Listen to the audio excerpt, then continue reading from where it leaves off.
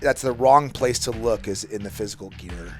It is. I mean, you can't buy muscle memory, you can't buy reps, you can't buy time on glass. You have to put the time in. Mm-hmm. And so the experience to know that, how many guys during that competition do you think sat there and and they never left that first crossbar and sent those 15 first rounds holding the exact same hold?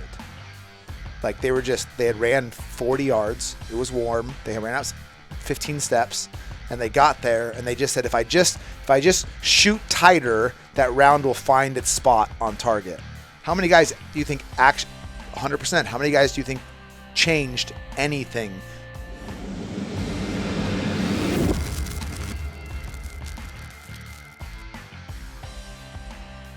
And any specific topics you guys are planning to cover, or Joe? Okay, perfect. I know I have some questions after coming off this weekend. Yeah, there were like specific training questions, or training / like cool. gear questions that like I thought of last night. Oh, downloading my brain from Joe mind fucking me this weekend. Hey, fantastic! I'm always down for a good mind fucking. And I've listened to your other podcast appearances, specifically the one with Iron Sights. Fantastic podcast that he has over there. But your appearance on there was really, really enlightening. I can't say that. Enlightening. Illuminating. Illuminating. That's a better one. That one's easier. Lumens. Candela. Anyway, you want to roll this one in, or you want me to? Yeah, I'll do it. So, welcome to the Big Tech Ordnance podcast. I'm Ike. We have Chris, Ian, and then Joe from Bruiser Industries. So, Joe, thanks for coming on. Absolutely. Sitting down with us. But, yeah, if you want to tell us a little bit about yourself, kind of who you are, how you got started, give us the backstory. So, my mom met my dad, and then, they fell in love. Yeah, and that's fine. We can start there. So, I'm Joe with Bruiser Industries. I'm an Aries. I like long walks on the beach. Dancing by moonlight. No. So I did 14 years in the SEAL teams.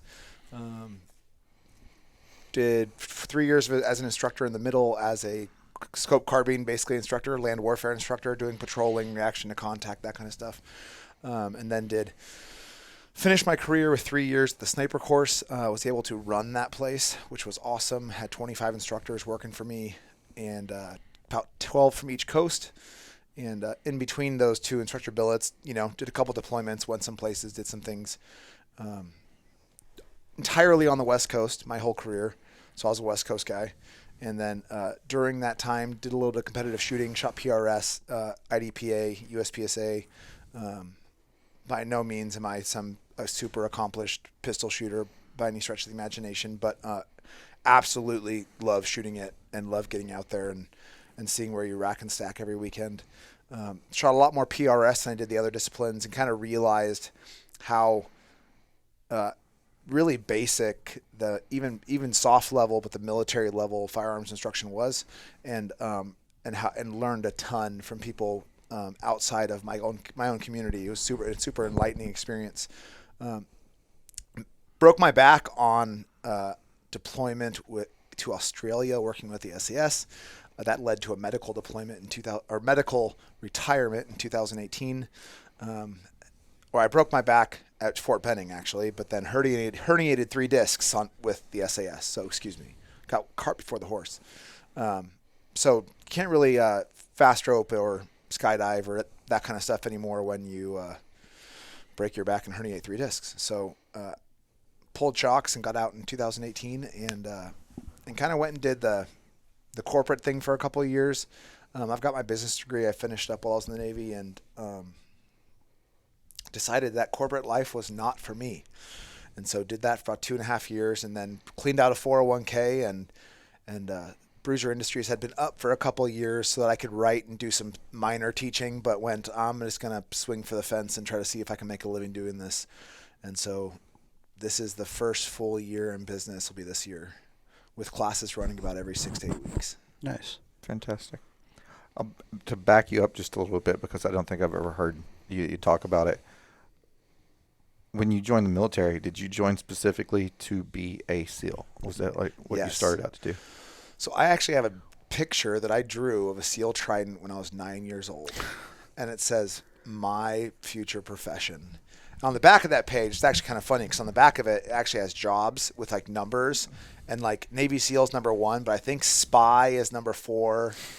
I think it was like Navy SEAL, like parachute flyer. That was like 9. Spy. It was like trapper because I read like Irish Red and like all the Kierkegaard books and Call the Wild. So I thought that was still a thing. And then, yeah, on the front it has, from when I was 9, I drew a SEAL trident. I feel like Navy SEAL kind of is like a blanket for most of your top jobs off of that list. Yeah. Like it's kind of spy-ish, kind of trapper, kind of parachute flyer. It's like that one dude who's like an astronaut and a doctor and a SEAL. Yep. You know, I wonder what his 9-year-old list looked like. Yeah. It had all of those on it too. His actual accomplishments were like my 9-year-old list. Yeah. No, there was actually a guy I met at Balboa Hospital, and I was sitting waiting for a doctor's appointment or something, and this guy walks by, and he had flight wings and a trident on, and he was a doctor at the hospital. So I was like trying to piece this together. I'm like rubbing my temples, and he was like, came in the Navy, enlisted. He had a degree already or a undergrad, got picked up for OCS and got accepted to flight school. Went and flew F-14 Tomcats, and then decided that he wanted to become a doctor. So he was a neurosurgeon at Balboa. So Navy SEAL, F-14 Tomcats, neurosurgeon. Brain surgery. That's legit. He can literally kill you and then refix your brain while flying you to a hospital. Multitasking. You okay over there? Ian's over there hurting. Joe's got me crying. So beautiful. You're having flashbacks from this weekend and all the math? Yeah. My knees and my brain are still recovering from Joe's. So, did you join what did you join the Navy as to get to so where I want to be a SEAL, and what's funny is that saying that now brings a very different connotation. You know, I'm 40 years old, so this is 30-something years ago.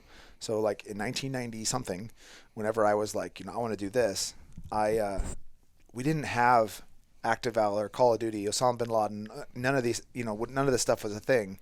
There wasn't Lone Survivor. All that happened while I was in. And so it's, all we had was Charlie Sheen and some books about the UDTs in World War II. And so, and what's funny is the transition happened throughout when I was in, is that guys were joining for the war that we did in Iraq and Afghanistan, which obviously ended. And so all of a sudden they were telling this West Coast and East Coast SEAL teams they had to put their feet back in the water, and guys were just like, shit. And it's like, it's funny because right before I got out, that transition started to happen, and they were like, you guys have to. I joined knowing I was going to be a SEAL. 20 years later, what people thought a SEAL was very different. It had nothing to do with the Navy. No. They wanted to be a ranger.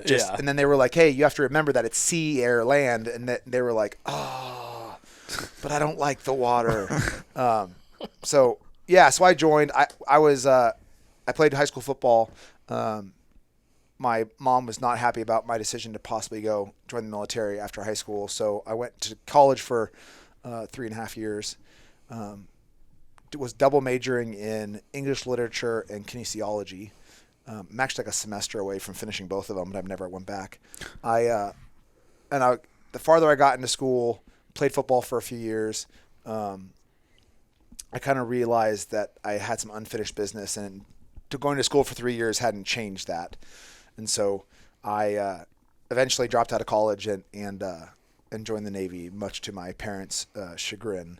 And so did that. And thank God I made it, because I think I would have killed myself in the Navy. But then did 14 years in, and then I joined as a sonar tech at the time, because there was special SO, which is now the rating, which is special operations, wasn't a rating when I came in. You had to have a rating so that when you failed BUDS, you went back out to the Navy in that rating. And so I went to sonar tech A school, and then ended up, thank God, not having to be stationed on a ship looking for submarines. So, did 14 years in the SEAL teams. So you joined in 2004? in probably signed my contract would have been 03, and then was in 04. Okay, cool. Nice. That's legit. Right about the time everything was heating up. Yes. So, yeah, and then did 4 deployments, and then decided my back decided it wanted no more of it. So then you picked up there's plenty of jokes here, but I'm not going to say them. You send it. You started riding as SEALs do. Yeah. Right. But you started riding while you were still in. Yeah. And you weren't writing my tell-all memoirs? No. Correct. So I obviously already said it. I went to school for English literature. I like writing, and I'm a gun dork. I've always been. My grandfather let me shoot his service revolver when I was like, I don't know, 10 or 11. And I was hooked. And I was, like I said, reading books about trapping in Alaska and all. And you know, I was full in. I still have most of the books at the house. And so I was super into anything outdoorsy, fishing and hunting, and like as a kid. And so when I got into the SEAL teams, it's like, well, now I'm issued, $30,000 in outdoor gear. Awesome. and I had, my grandfather had given me some guns. I had like a Marlin 336, Winchester single shot, a Marlin 22, like just some basic stuff. And then when I turned 18, before I joined, I bought my first gun that I personally bought was a Remington 870. And then when I turned 21, I bought a Kimber TLERL, which had the external extractor, and it was absolutely terrible 1911. And then I joined, and all of a sudden, they're handing you, your whole suite of rifles that you get as a SEAL, and going to sniper school and all that stuff. So I was a geardo. I like that stuff, but with the background of I like using it, and so I started shooting competitively in my first platoon, and so that I was blessed to learn really early that there was people outside of my community that had a lot to offer, which I think a lot of guys don't learn until much, much later, if they ever learn that. And so I asked permission, because to work outside of the military, okay, you're supposed to ask permission anyways. You have to ask for you have to get a moonlighting chit. And so it goes up your chain of command. Everybody in the team has to sign it, and then it goes to Warcom, and the Warcom JAG has to look at your request and then sign off saying you are allowed to work outside the Navy. And so I said, hey, I want to write magazine articles. And so I had to sit down with him, and he goes, so you want to write magazine articles? I go, yeah. He goes, what about? I said, guns and gear and training. And he goes, you can't say you're a SEAL. Why would somebody want to read your articles? And I said, have you seen the bios of everybody who writes for most magazines? It's not like it's full of, soft dudes. And I said, I've been shooting competitively. I've been taking my own classes. I've went through law enforcement classes that have nothing to do with the military. And he was like, well, then I'll sign this. You cannot say you're in DOD. And I said, fine. I don't give a shit. And so I wrote for Recoil and Modern Service Weapons and Breech Bang Clear and Ballistic Magazine for the last 12 years I was in. I don't know, probably 50 plus articles at this point. The vast majority of it, 85% of it was like Recoil online and, online stuff, but been published in Ballistic print and Recoil in print, and it's been fun. I like doing it. And then obviously, it's just like everything is, it should be anyways. You go back and you look at what you were writing and kind of what your thoughts on things were in the beginning, and then you look at how your thoughts have changed, your opinions have changed, your experience has changed, and the stuff you're writing at the end is very, very different, just based off the fact that you're getting like a one platoon wonders opinion when I first started writing into 4 deployments and 6 years as an instructor and whatever later. It's like a very different view on a lot of stuff. So it's kind of interesting to look back. And a lot of that stuff's on my website, actually. If you guys go to the media tab, I took every article I could find online that I had written and put it all on the website. Oh, nice. Were you allowed to like I don't know, say like ammo? If you got an article about ammo that you wanted to write about, yep. And were you allowed to share your opinions like for use through a SEAL? Like I know you couldn't. Okay. Interesting. Why would you want to shoot a SEAL with ammo? You never know. You need to see what ballistically seals will do. There's a lot of blubber there. Yeah. And so Candles. It's no, and I had to be very careful with how I wrote. Yeah. And my articles got pre-screened. Okay. And so I had to send it to the JAG. He had to read them, and then I could get them published. Interesting. Yeah, that'd be super. Because you know stuff through like what you're doing, but it's a source that you can't. Really, what's funny about it is I'd been in for probably 10 years when I wrote it. I wrote an article called "Bertha Professional Veteran" for Breach Pain Clear, and it's just talking about dudes who just live off of their veteran status. But again, my bio didn't say that I served. Oh, so all these people are like, what the fuck? Yeah, fuck this guy. So, and it's all the guys holding signs like, please don't do fireworks on 4th of July because I might piss myself. And so I wrote that article, and the comment section was out of fucking control. And then when I retired, Breach Pain Clear, because on Breach Pain Clear, I wrote under a pseudonym. It was John Darwin. And then as I retired, then he did a like coming out of the closet article. That's cool. On who I was.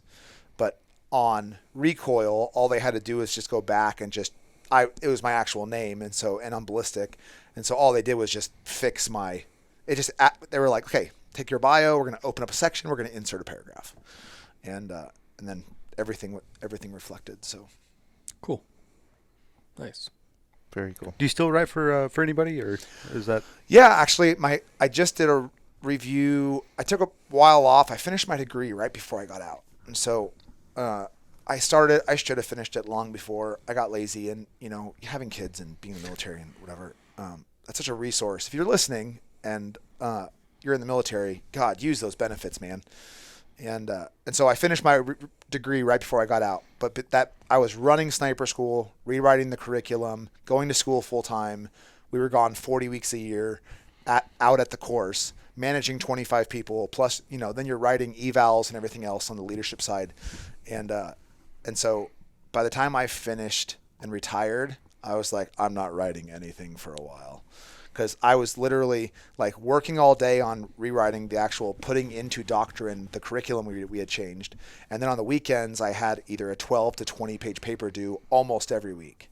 And so it was like I'd put away the work computer, pull up my laptop, work on my business review or business plan or marketing plan that I had for my business degree. And then like I did that for like 2.5 years.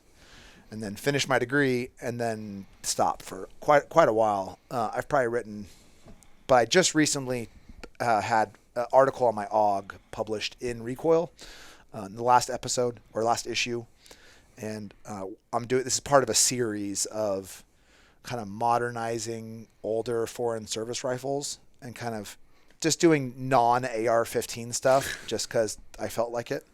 And so we're doing that one. I'm doing a SIG 553, a G3K, an HK53, probably a Galil. So just some fun stuff because I feel like it. Nice. Cool. Very cool. And now you are teaching scope carbine. What else? What else is on the menu at Bruiser Industries? So being in the industry for as long as I've been, and I've helped teach, I've done some minor classes for people, just kind of law enforcement buddies reach out, hey, can you come out and teach something? When I went and actually started the company and then went, okay, now I got to flesh out a whole year schedule that hopefully pays the bills.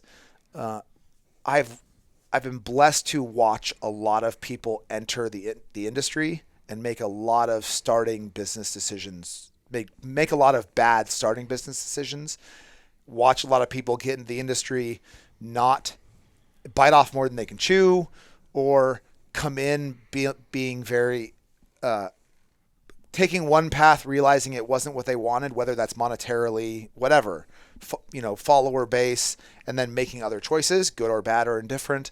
And so some of the things I told myself starting the company and full time was I didn't want to overextend myself in the first year.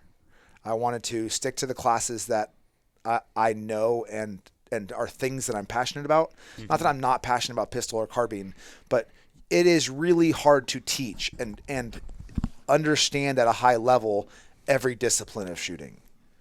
Dude, the guys who are out there who on their schedule have pistol, carbine, scope carbine, precision rifle, shotgun, CQB, like medical, whatever.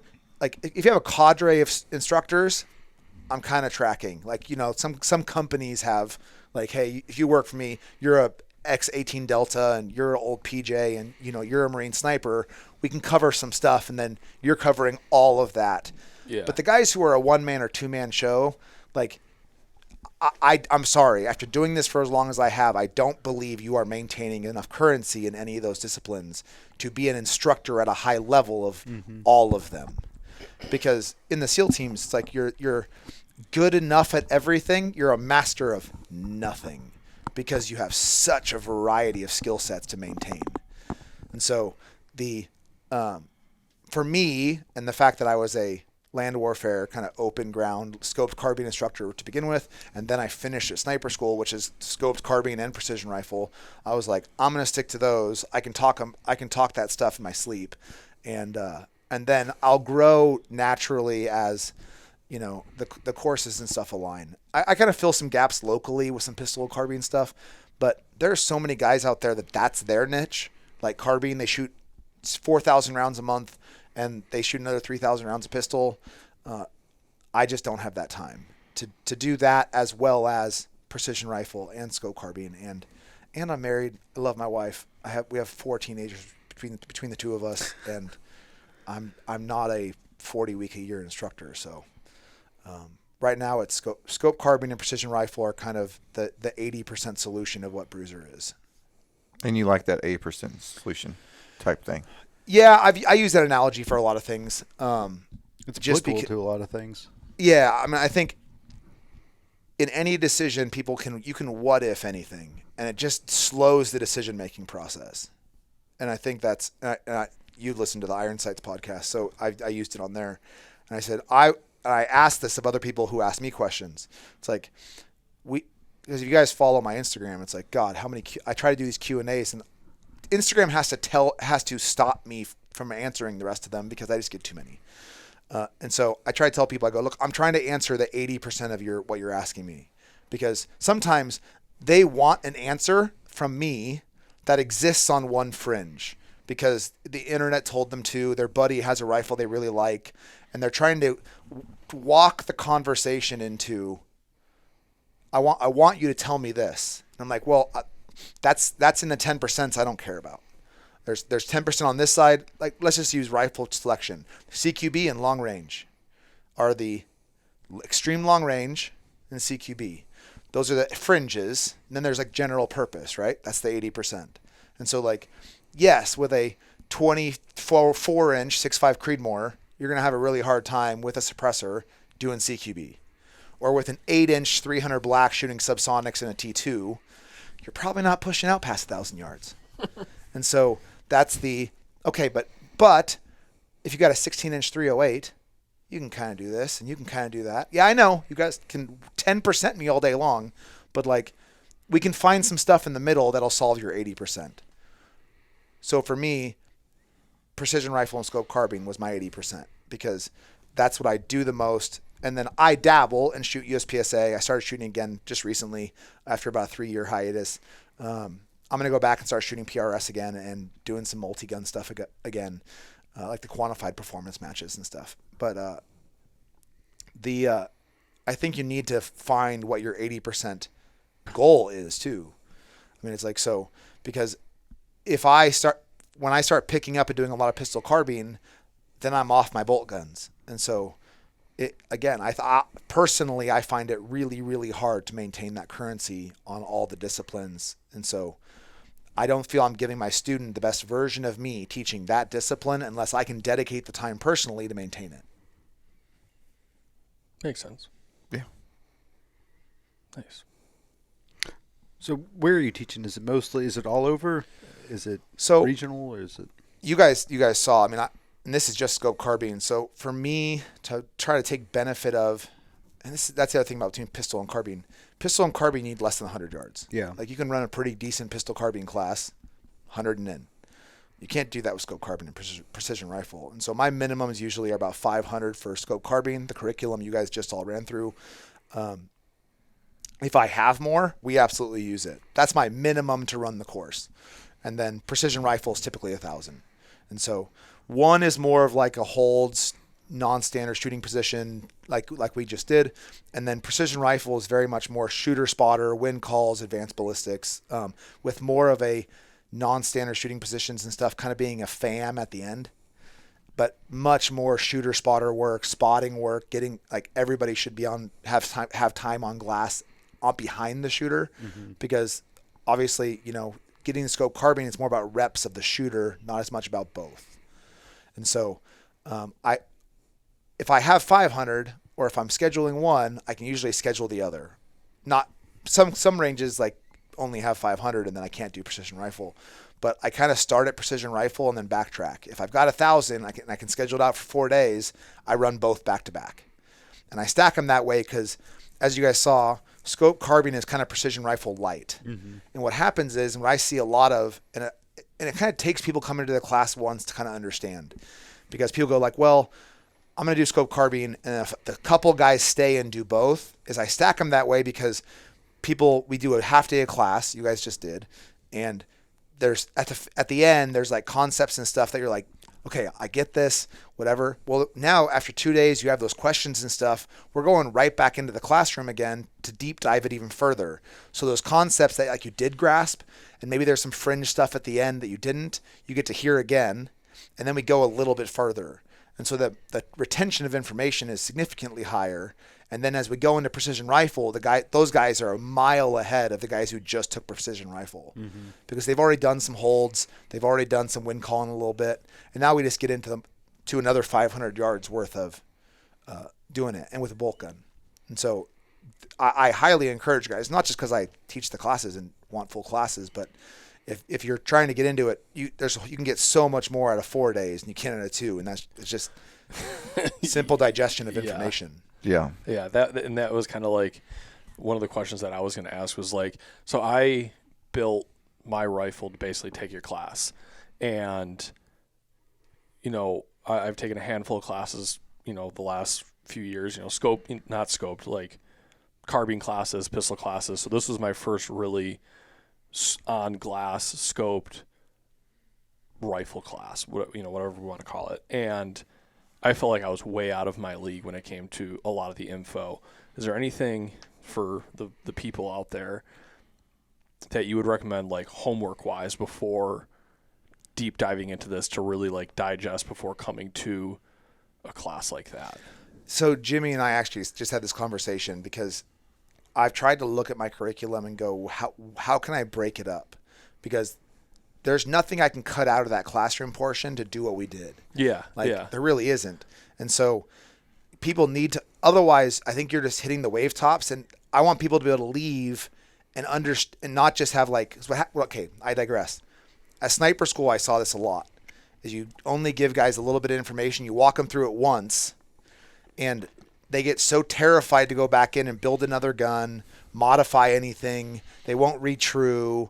They just go like, nope, I was hitting with this. Don't touch it. It's perfect the way it is.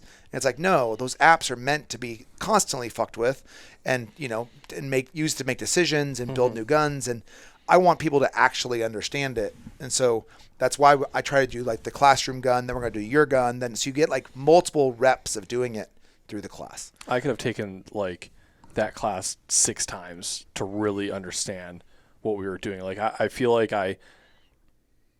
we deep dove into it, and it was like I want to keep diving because it's like I want to understand that more. So when we take another class, I'm not like I am so fucking lost. So what Jimmy and I are talking about is, and it'll be first time heard it on here, is I'm trying to make it so that we're going to have a private portion of the website that gets opened up once you buy a course.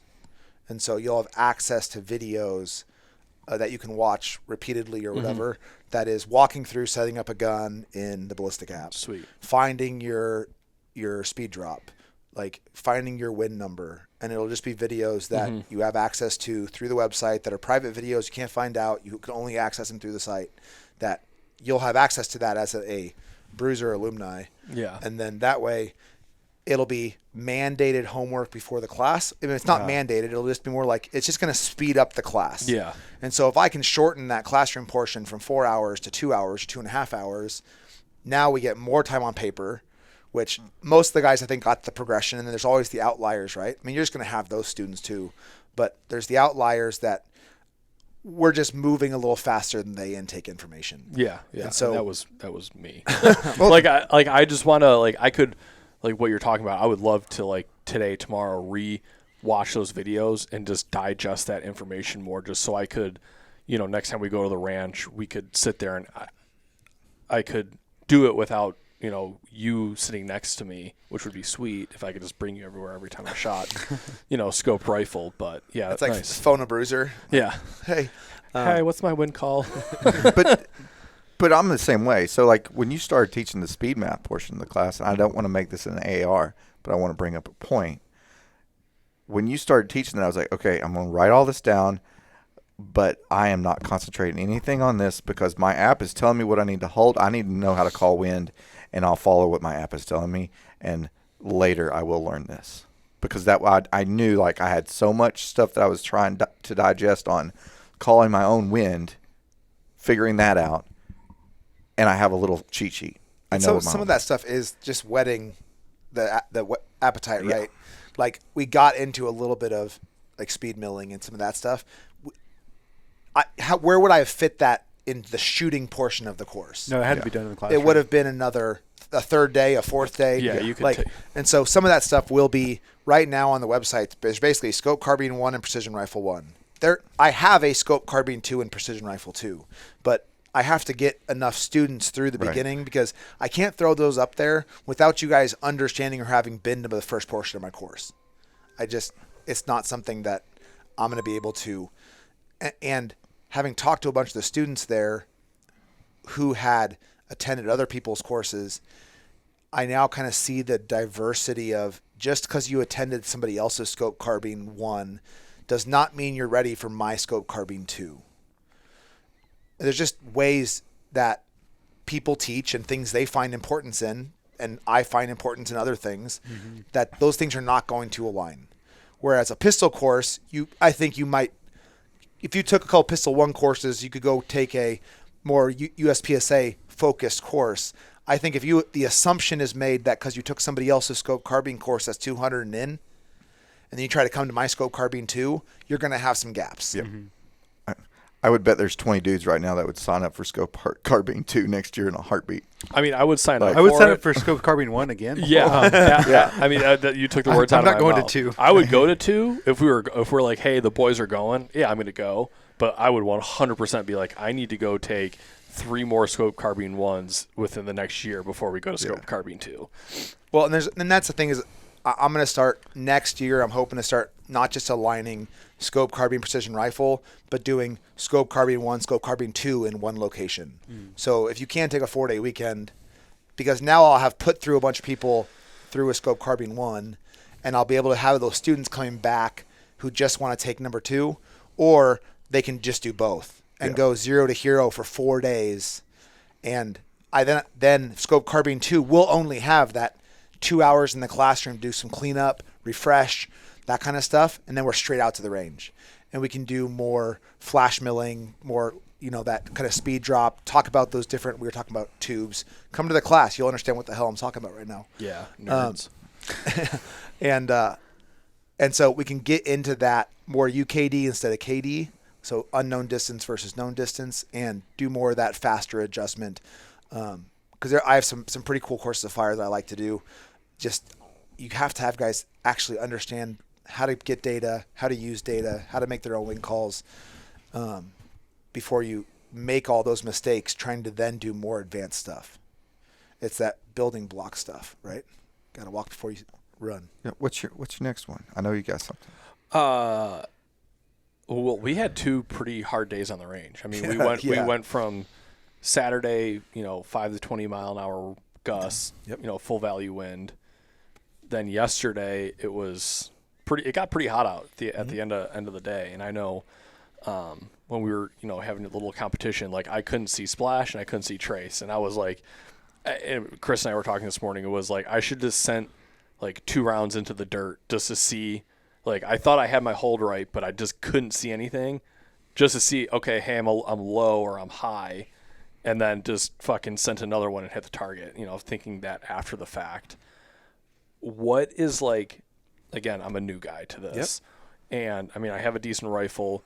What is like and this is like not $1 million question. It's, I don't know what the word I'm looking for, but what's like one piece of gear that you recommend for like a new guy, somebody that wants to get into it? Well, it could be a fucking sling or it could be a spotting scope. Like, what's something that comes to your mind when it's something like that? I know that's kind of like a hard question because it could be. So what's one thing to spend your money on that'll make you a better shooter? Not better shooter, but just like help you like understand it better. Whether it's the app, whether it's app's huge, but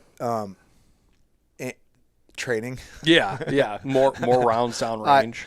No, there's no magic piece of equipment. Yeah, and we did some content that hopefully Jimmy will be releasing and you guys in a bit. But talking about equipment escalation, I think that's the wrong place to look is in the physical gear. It is. I mean, you can't buy muscle memory, you can't buy reps, you can't buy time on glass. You have to put the time in. Mm-hmm. And so the experience to know that, how many guys during that competition do you think sat there and and they never left that first crossbar and sent those 15 first rounds holding the exact same hold? Like they had ran 40 yards. It was warm. They ran out 15 steps and they got there and they just said, if I just shoot tighter, that round will find its spot on target. How many guys do you think 100%? How many guys do you think changed anything before they ran through an entire mag? I mean, I'll fucking say I probably shot at least 10 rounds with holding the same hold. Roughly the same hold. And then that's when I repositioned myself. I had it, I grabbed my stuff, got comfy, but I got like a better position, and then I finished my mag. But my first 10, I know for a fact, I was like, okay, what am I doing wrong? Is it my trigger press? Is it? You're looking in the wrong spot. Yeah. So we talked about how wide targets are, and so how much your error box is. You have to shift the error box. Mm-hmm. And so to not steal, this is a Matty Nelson thing he screams at people on the range from Seekins Precision, is miss different. Like, so you sent one. If you get a clean break, that's not your hold, man. Like, change something. Yeah. And so what is it? Take a break off the gun for 2 seconds and look at the wind flag. Feel the wind on your face. Like, hey, look what the Mirage is doing. Change something. Am I high? Am I low? Aim bottom of the target. If you're on right edge, give it another half mil. Like, make a bold correction. That's what I should have done, is make, like, when I said send one in the dirt, that should have been like my bold correction. Like, hey, stupid, aim lower. And if you hit steel, like, I'm not seeing any splash low, so I must be sending it either somewhere on the berm or left or right. So I should have just like aimed at the dude's feet, see where that got me, and then. But how many guys do you watch get frustrated? Yeah. And they just bear down harder on the same hold. I'm just going to shoot tighter. I'm like, dude, it doesn't matter how tight you shoot if you're not seeing. You're shooting a great group, but you're missing. Yeah. You just put 15 rounds in a spot this big, 100 yards past target. Yeah. And that was I probably did a good solid 10 rounds before I changed something, and I should have. My change wasn't drastic, wasn't bold enough.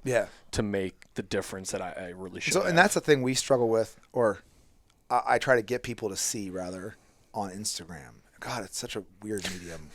It's just people want to focus on what can I pull my wallet out and what can I credit card swipe that'll fix this problem for me. At Big Tech. Yeah, I shouldn't have said gear in my question. I should have said like tip.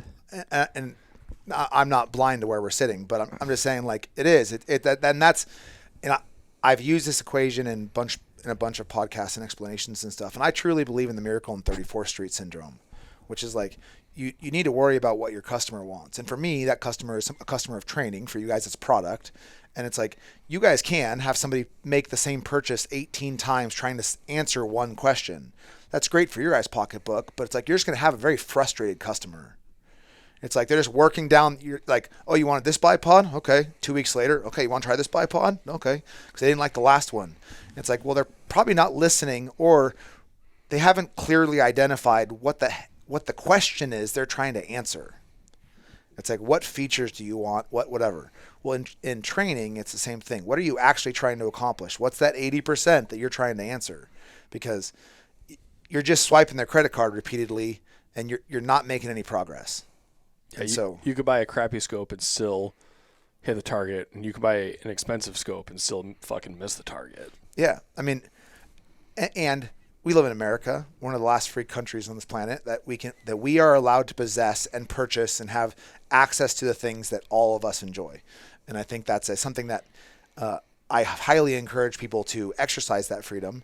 But in the end, unless you're some trust fund baby with, that can afford to just make that, like, I don't care, I'll have a box of every one of this product that's made. I have Leupold's full lineup. Here it is. And some people do that. Or they want, this company's making another 13.9 with a different cami pattern. Like, swipe it. How many pairs of DEFCONs do people have they don't fucking wear? And so it's that's their why. And there's nothing wrong with that. Freedom the fuck on, man. But it's hell yeah, brother. I just think the people you have to identify, are you copying somebody who's just trying to build their shoe closet, so to speak? Or are you trying to copy somebody who's trying to run their first marathon? You know what I mean? I use this analogy in class. Are you buying a flight, or are you buying a flight lesson? Mm-hmm. Yep. Yeah, that was a really cool little tidbit you threw out there. And so it's that was completely pulled off the cuff in that Iron Sights podcast, but I liked it so much I'm going to keep using it. I truly think people need to identify their why, and there's nothing wrong with either decision. And that's the thing that I think people can't understand, is that you and I could be fucking best buds, our wives are friends, you're the godfather of my kids, whatever, and you and I could be into shooting for very different reasons. We could be on very different paths using similar tools. That's okay.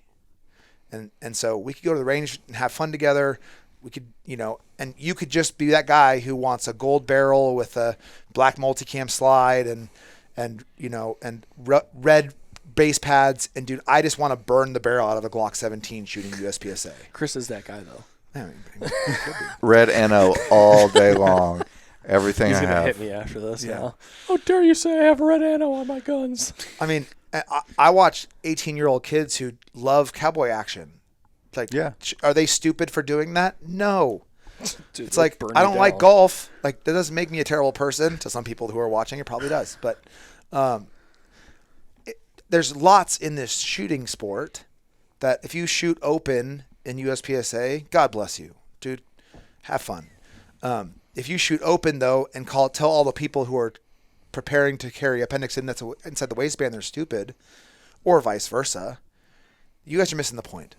And that's why I think establishing what the hell you're trying to get out of this industry is really, really important. Because and you can be on very similar paths and reach a similar destination with different tools. Mm-hmm. And because we're all built differently, and there's choice there. How many, you go to carbine class, it's like if one guy's got an AUG and a Tavor and a Galil and an AK and then 17 ARs, but those dudes run the shit out of that platform, dude, more power to them. They made a choice and they're owning it. Awesome, man. Like sitting there and being like, well, why aren't you running a Hodge or a Suns or a Daniel Defense or like I am? Because then it'll validate my purchase. Yeah, validate me. Yeah. I think that's what a lot of it is seeking validation. 100%. Like, I see that quite all the time, all over the internet. It's kind of frustrating. But. Yeah, and that the idea that your life choices need to be validated by somebody else is hugely flawed. Like, dude, but that comes back to personal responsibility. They want other people to confirm that they made the right choice. Dude, that's on you, man. It's kind of like in class, like you're like, here, we're going to show you both, like with the tripods. Like, I'm going to show you both. That way, when you have to go defend this decision, it's not, Joe said this, so that's what I'm going to use as my reasoning for doing this. No, it's like I've personally done both of these, and I can see the advantage of this. Yes. Dude, the tripod, your rear support tripod, like was pretty freaking sweet. I've never done that before. And you're like, no, what? And it stops. You're like, oh, this doesn't make sense, but it does make Yeah, sense. Daryl because ran I'm up with the doing it. freaking tripod on that one on the first Oh, one. yeah. I think he was 100% hits. I think except until like the end. I think he might have dropped 3, but he was hitting first round every single time, bouncing between. It's amazing how much that rear support comes in. Is that something that you thought of, or was that like something that No. was okay? No. I'm just curious. Like, no. I've never heard of that before. Otherwise, somebody's going to be like, on the Big Tex podcast, Joe said he came up with tripod rear support. No. That's. I was at the match. That's the reel I'm going to use. I'm going to edit that so hard. just edit out and then just Joe invented this. Son of a bitch. No, I was at a match. I was actually at the match. Francis Cool did it. Okay. He was a Team GA precision shooter. And I don't know if he did. He was the first person that all of us saw do it at a match. And we were at the NorCal match. It was either NorCal or New Mexico maybe. And there's a PRS barricade that you shoot up the barricade and down the barricade. It's a 10-inch or 8-inch circle at 400 yards. Anyways, and it's off the barricade. And he grabbed a tripod. And all of us, we all have tripods. We all spot off of them and stuff. And all of us were like, why has it taken us this long to think of that? Son of a bitch. And this was still when you were on the teams. Yeah. Yeah. This was probably 2016 or 17. Like, tripods have been around forever. But it was, like, as Really Right Stuff kind of brought in a shooting-focused tripod. They really are the company that can kind of be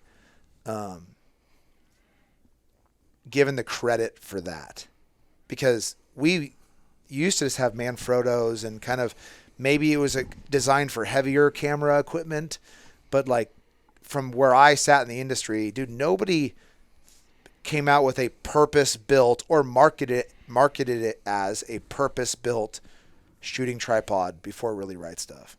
And those tripods are just fantastic. And they could take the weight, they could take the recoil, they were lightweight. But yeah, he ran up to it, had a tripod, and we're like, what the hell? And he comes up, sets it up, and we were just like it wasn't even like, that's badass. All of us were like, why has it taken this long for us to think about doing that? That was such a good idea. Yeah. Because that tripod wasn't like invented 4 years ago. Just putting it on the back and doing that was 5 years ago. And I'll go into this on we're doing an AAR podcast with just the dudes after this later, not today, but later on this week, where we're going to talk about it. And that's like the sling thing. When you did the sling thing that I'm going to go into more in the AR, I really just wanted to pick up my shit and leave. It's like, man, odd, really? Fuck. Yeah, that was like, so, running your gear this weekend, and like I asked the guys, I think yesterday eating lunch, like, hey, what's one thing you would change on your rifle? Like, doesn't have to be your fucking optic, it could be something stupid. And like the one thing that I would say would be a different QD attachment to the back of mine, because I have one of those slimmer Magpul ones where it's like you actually, if you're taking any sort of, hey, you're on the timer doing this, like you're going to struggle to get that off, and then to get it back on, you're going to be like, fucking wait a second, as you're trying to, get this thing back on, like a different QD attachment with a bigger button on it. So you can just like, bam, bam, and get it on, get it off in, a second. You got like the clip one. Yeah, I have like the push button. Yeah. Exactly. Yeah. Don't ruin your comment for the next podcast. It's all right. We'll talk about it again. We will. Well, like $10, hey, and this will save me. It'll make it easier to get my sling off to wrap it around something if I need that support. But like, would you have ever learned that lesson? Like, no. And that's the thing. I watched guys this weekend. There was a bunch of guys fighting their gun on multiple barricades because they had a bipod, a foregrip, and whatever. And so they never had a section to rest on anything. And so then they were like trying to teeter a foregrip on a bag to shoot, and they just fought it the whole weekend. It's like those lessons aren't learned until you shoot your damn gun. Mm-hmm. Yeah, and a good bag. I mean, we have the little small ones that we have. Great for if you're on the range and you're just zeroing or whatever. But like if you need a big bag to take up some space to fill a gap to put over something, and like the weight and what those do. Yeah, the bags were cool. Yeah. And that was another moment about talking about the light bulb going off. I took somebody's game changer and just went eek and turned it over on the barricade. Yeah. And they were like, oh. Yeah. Why didn't I think of that? Yeah, you come from like a small little surface area to just like tripling it. Yeah. Just Your entire length of your handguard is now supported on this ladder. Yeah. Well, that's fantastic. Like I said, I think my brain's still recovering from. And I honestly, that Weekend some of that's Joe. on purpose. And I haven't come up with a good way to describe it yet. But my goal for a course is I want people to leave hungry. Because the thing is, like, I feel like some courses make it so people feel like their box is checked. I don't want you to feel like your box is checked after a course. Like, you should be going like, there's so much more I'm ready to digest. Like, and you're still going like, hey, Joe mentioned something, that I want to, let me get on this ballistic app and play with that, or pull some numbers and kind of make sure instead of not covering it. And so I cut out 30% of what I tried to talk about in that class. And so that we get all this time, be like, hey, Joe was talking about this. Let me see if I can make this math work. Like, I want you to be hungry to keep learning, leaving a course. Yeah. And because I've been to courses where you're like, okay, well, I checked every single box there. Like, I don't need to take another red dot pistol class. And you know what? Maybe at the end of the day, that's job security in some way. Like, people who want to go, I want to take this course again. I mean, some people's courses you go to, you're like, okay, where's number 2? Like, do you have something else? Because that one I'm done. Like, I have a ton of repeat customers, and I don't take that as a negative. Like, people go like, well, I didn't get it all the first time because I'm trying to give you a lot. yeah, it's definitely drinking from the fire hose. Mm-hmm. And that's the thing I try to tell people. I go, how do you get people when you only have them for 2 days at a time, and give them as much information or portions of information that I gave to people in a 12-week curriculum? Yeah. Yeah, I would say we could have spent 2 days in the classroom this weekend and not even gone on the range. And Yeah. just did that. Just so you guys had like full working knowledge of the ballistic app. Mm-hmm. Yeah. Well, Aaron, he was in class with us.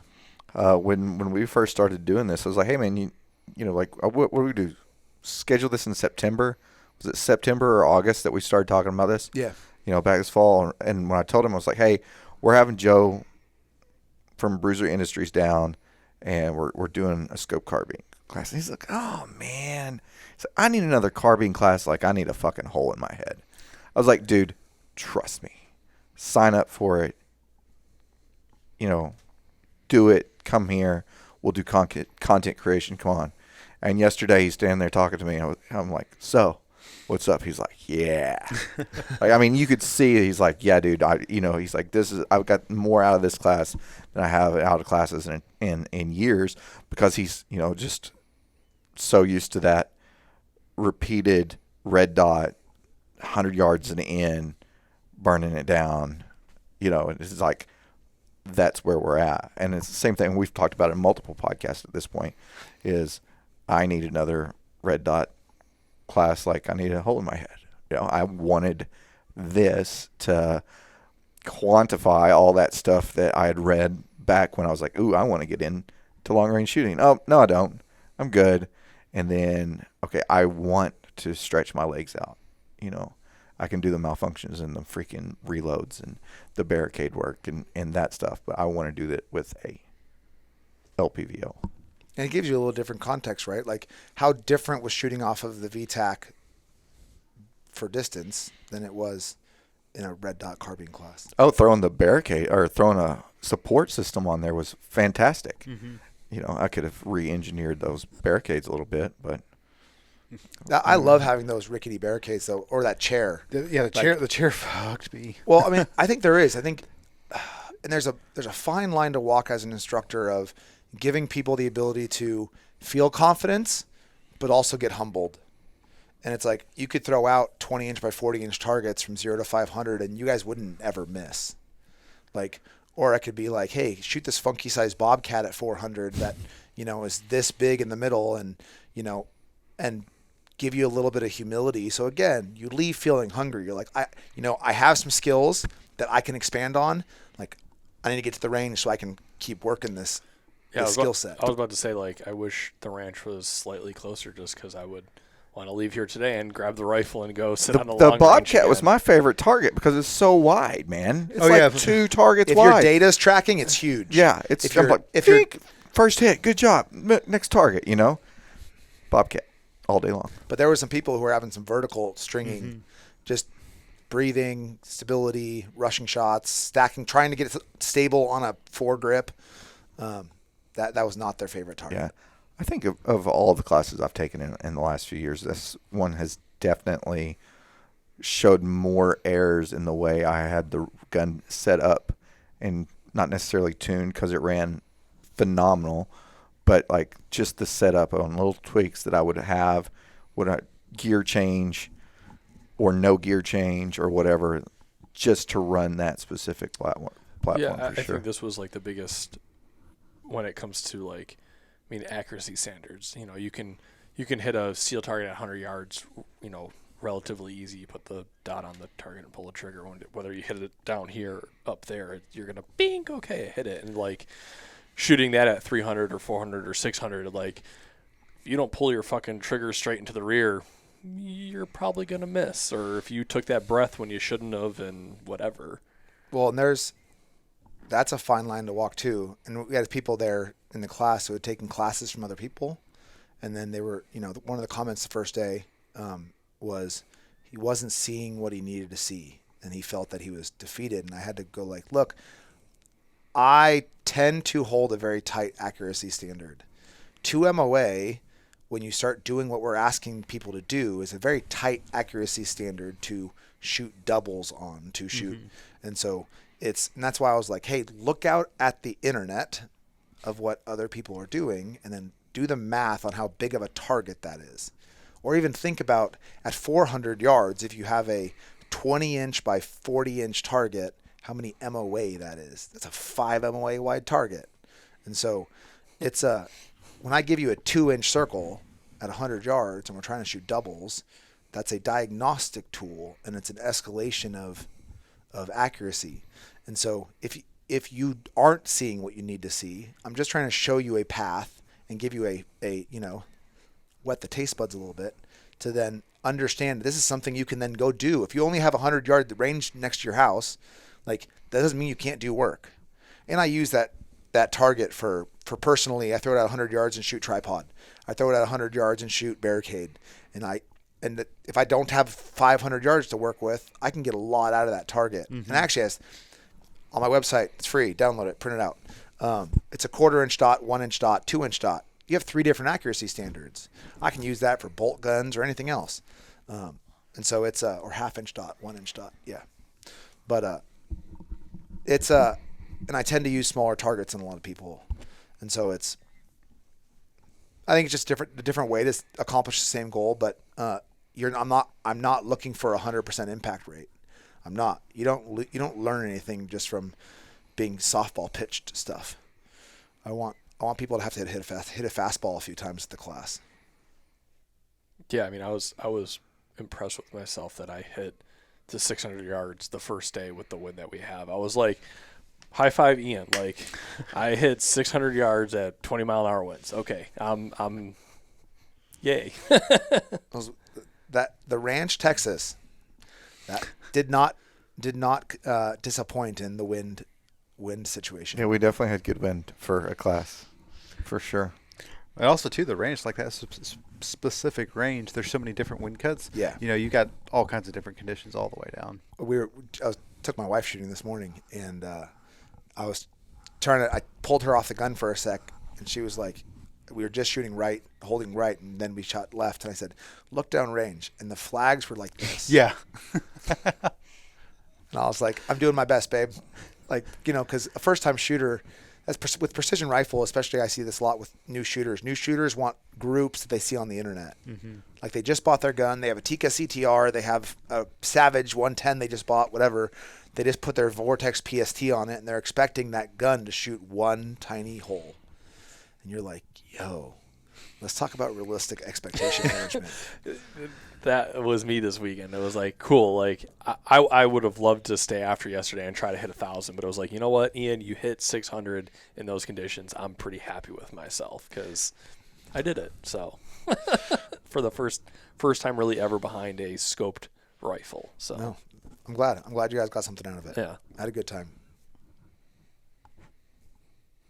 What else? What else? What else we talking about with Joe? Joe, what was your favorite blaster to grab? You're in your Navy vault of goodies. What's the one that you're like, I'm taking this with me? Thanks, U.S. You're not gonna like my answer. 1911 from 1914. No, I take anything I own over anything that I got issued. Nice. That's a good answer. The idea that mil spec or issued guns equal automatic quality is one of the biggest laughable things in our industry. It's like these two things cannot exist at the same time, which is good enough for government work being a joke about how things suck, and mil spec being like this thing to be elevated up on like a pedestal. So you cannot have, oh, it's good enough for government work, ha ha ha, and I need a mil spec bolt carrier group or whatever. You can't. Those two things cannot exist at the same time and be taken seriously. So I've been blessed with riding and shooting and being a gun guy for a very long time to own some very nice stuff. And I can't think of, dude, I mean, our EBRs were just rebuilt old receivers in Sage chassis. Our MP5s were so shot out, it was unreal. Like our SDs they were the streetwalker in Vegas. Those things had been ridden hard and put away wet. Our ARs, like the original Mark 18s, were just the CQBRs where they took the old Knight's rail off and put a damn defense rail on. It was the same damn gun. They weren't even new. Like some gunner's mate on a Friday had knocked out a couple of pins and replaced a rail system, and you hope it shot halfway decently. Like, why isn't my laser? So let's talk about the Bruiser Industries. Yes. EBR.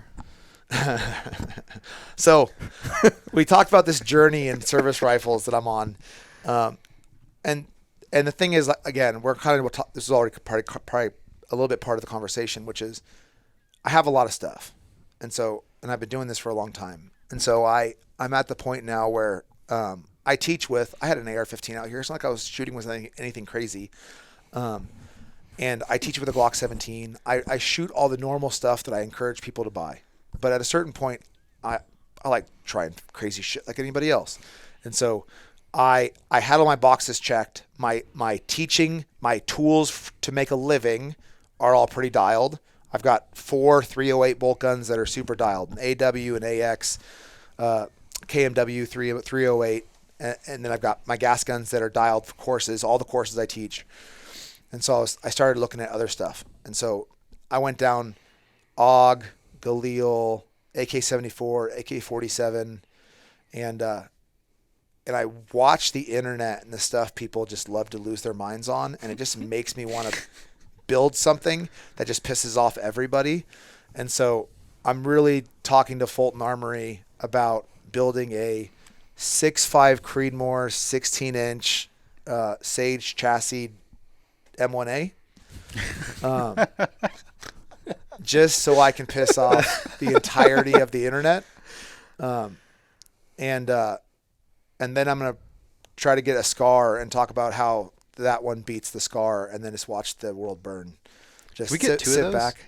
Huh? Can you make 2 of those? Yeah. We should, like, next scope carbine show up with, like, Mauser, K98s with, like, scopes on them, or, get some. Okay, hold on. Like some. My grandfather gave me a K98, and it is now sitting rebarreled as a 260 in my safe with the Gen 2 Razor on it. Nice. That'd be sweet. I like to party. No, Fulton already did the 6.5 M1As. Oh, no shit. Yeah, they're on their website, and they use Criterion barrels, and it's all good parts, and it's all their receivers and stuff. And so it's just one of those things that they probably don't sell a ton of them, and they do. They aren't to big name people or whatever. And but you watch people who talk about service rifles that are failed. Let's talk about that for a second. Failed service rifles. Everybody loves to talk shit about the M1A. Let's talk about the SCAR for a moment on failed service rifles. Oh, you're going to get a lot of hate mail on that one. But I carried an EBR in Iraq for a little bit. And so it's probably the only. I'll say it's the only gun that I want to buy because it's a vibe. It's a nostalgic vibe for me, and the 6.5 Creedmoor is just because they call it, the vegan crossfitting peanut allergy caliber of the industry, and it's like, how do you know that somebody shoots 6.5 Creedmoor? Wait 30 seconds, they're going to tell you. I just want to do it for that reason alone. I like 6.5 Creedmoor. I have a couple of them, but it's I just think it'd be fun for no other reason than that. Nice. But no, of guns that we shot, dude, I mean, the 226s were just blown out. The Mark 13 the Stiller actions are okay. They shot all right. The suppressors, Crane decided that because we got rid of the Mark 11s, they had a bunch of 308 rated suppressors. So they reprofiled all the Mark 13s to use the 308 rated Mark 11 suppressor. So then you didn't even have a 300 Win Mag rated suppressor on a 300 Win Mag. Those suppressors then had to get shot in. So that basically if you cleaned your barrel or took the can off, guys would get religious. They'd put the can on, they'd lock it in. They're like, I'm not taking this off until the groups open up. Because if you took the can off, you basically had to put it back on and shoot anywhere from like 7 to 25 rounds until enough carbon built up so that thing would seal, and you wouldn't have this like wandering zero that would before you'd settle back down. Yeah. Interesting. It was, and then optics. We were eight years late to the party with first focal plane, mill. Like we were still shooting NXS 5.5 22s. Like 8 years past the Marine Corps making the transition, USASOC making the transition, etc. So there's as I got out into the industry and saw what else the world had to offer, I was less impressed by what we actually had at work. I mean, obviously belt feds are fun, and for every shot out gun we'd have like the next gen of like night vision and thermals. We'd have stuff that was like $70,000 weapon mounted thermals that we got to play with. Those were cool. But like we were putting them on guns that clapped out. Yeah. You're like, why am I putting this $70,000 thermal on this MP5S? It's like you're giving me a PDS 31, but I'm still shooting a 226 that probably should have been thrown away about 12 years ago. It's like I'm pretty sure I just watched the gunner's mate spray paint this sucker black and give it back to me. Yeah, it's new. What the fuck is this? Like chipping off. New paint. Yeah. It's like there's no rifling left in that sucker. But yeah, I mean, I think people now, we live in the golden age of options. There's so many good options in everything. There's no one way to skin any cat, and I think people need to stop looking at quantity over quality, and find something that really works for them, and then just beat the brakes off that thing. Yeah. And you look at and we'll this will be the last thing before we wrap it up here, but you look at what was at the class this weekend. 20 guns, 20 suppressors. Yep. Everybody was running cans. Everyone had mill. Everybody had mill, except for I think there was one. There was one guy who didn't realize it till halfway through the class that he was mill. Yeah. Or he was MOA. MOA, right? And so, like, that's a huge jump, just right there. And then I didn't see a whole lot of people having issues out of their gun. It was a pretty solid class. Except for your boy. Except for I don't want to say it on the podcast, but yeah, Josh had some issues. But that was user induced. Did not fucking lose my gun. Yeah. So that was cool to go see at that caliber. Not necessarily the caliber of the weapons, but the caliber of the students that were bringing the proper break an equipment. optic this weekend as well? Was that optic on the So that was a equipment setup issue. Okay. And not 0 MOA base versus 20 MOA base exists for a reason. He ran out of travel. Oh, okay. That's right. Yeah. And because he had a 0 MOA base, and so he only had like 7 to 10 mils of travel in his turret. Before there was nothing left. Once he was zeroed, and then he couldn't adjust anymore. Yeah. Right. Yeah. Okay. I was watching y'all trying to diagnose that issue, and then I just never. Once we got him back zeroed, and the rest of the course was holds anyways, and so it was fine. Yeah.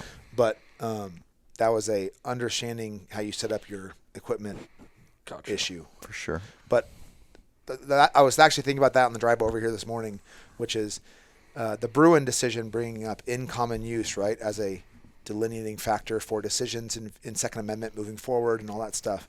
And I thought about that exact same point, which was we just did a class with 20 people. 20 people showed up. There was 20 suppressors. There was, to make a political statement for the podcast is, I watched this whole brace thing happen, and they start throwing around all these numbers of how many exist or how many registrations are going to have to happen and whatever. And I always come back to, I think, as a Second Amendment community, I think we fight to keep what we have instead of identifying what the laws that are in place that are redundant, stupid, make no sense, and go on the offensive a bit. Mm-hmm. And I think the Bruin decision is not being used properly at this exact moment in time. And maybe it is in certain lawsuits I'm not aware of, but I think instead of fighting to get one decision overturned, I think we need to look at the lunacy that exists within our current rules that we can then take a couple steps in the right direction. And one of them being the NFA as a whole being redundant and stupid in that in common use, if you want to talk about what's in common use, I think it can clearly be demonstrated that suppressors, short-barreled rifles, all these things are in common use today, and those things should be stricken from the NFA as a whole should be abolished, but those two things in particular need to be stricken because it's a useless law that we've proven to be useless at this point. There we go. So where can our viewing audience find you? Doing Q&As typically on Instagram. So at Bruiser Industries, there's a backup page too, which is just at Bruiser_Industries. www.bruiserindustries.com. I have contact pages on there, or do you guys really need info@bruiserindustries.com? Any of those three. We're on Twitter. Usually that's just my political ramblings and stuff that I'm deciding to put on there. I don't even understand Twitter at this point. My wife's on it way more than I am. We gave Josh access to our Twitter, which I don't know what's happened there. Yeah. I get some weird notifications. I'm working to put more stuff on the media section of my webpage. There's printable targets. If you guys want to argue with your anti-gun relatives on Thanksgiving, I put a great Harvard law study of gun control on there. I like to party, but I try to do Q&As as much as I can allocate the time because, and it's a double-edged sword because I take it very seriously being on the internet and choosing to do what I choose to do, that people choose to ask me a question. And so I think if they're taking the time to choose me as a resource, I want to take the time to try to give what I can give back. Mm-hmm. The problem is that builds up, and then I literally get 150 plus DMs a day that I answer. And so that's not counting when I do Q&As. Oh, wow. And so my wife hates Instagram because of it. But I take it really seriously. And, Steve Fisher gives me shit all the time. Whenever you guys see on my Q&As somebody going, hey, why do you answer the same damn question every damn time? That's probably Steve Fisher. But I go, again, for that person, that's the first time he's asking. The first time they're asking it and choosing to ask me. Yeah. And it's like, if I wanted to get frustrated over being asked the same question, why are you an instructor? Because I'm teaching the same curriculum repeatedly, which means I'm seeing the same questions repeatedly. So, Chris comes in and asks the question that I got asked 3 weeks ago or 2 weeks ago or last week about a ballistic app. And I'm like, God, idiot, why can't you get this? He's like, dude, you told me about this 6 minutes ago. But that's what Instagram is, right? We just take it for granted in that realm, in that somebody might have just found me yesterday. Mm-hmm. They just bought their first 14.5, and yes, you can sort through the infiniteness that is social media and the internet, or you can go, this dude's style looks pretty legit. He looks like he knows what he's talking about, and I'm going to ask him. And now that is your first interaction with your potential customer. So why are you going to be a condescending asshole? I mean, I can be that sometimes too, but I take that really seriously. And so when I do Q&As, I try to answer every single question every time, even if it's the same question that somebody just didn't actually want to scroll through all the stories to find, I'll answer it again. So, and on that note, everybody, if you've got any questions for Joe, hit him up on his Instagram or hit us up on the comments on this podcast. If you're still tuned in, please give us a review on Apple Podcast or wherever you're listening to this at, or leave us a comment on YouTube. And Joe, thanks for coming by, buddy. Absolutely. Back anytime. This podcast is brought to you by Big Tech Sword. and BTOgear.com. Thank you.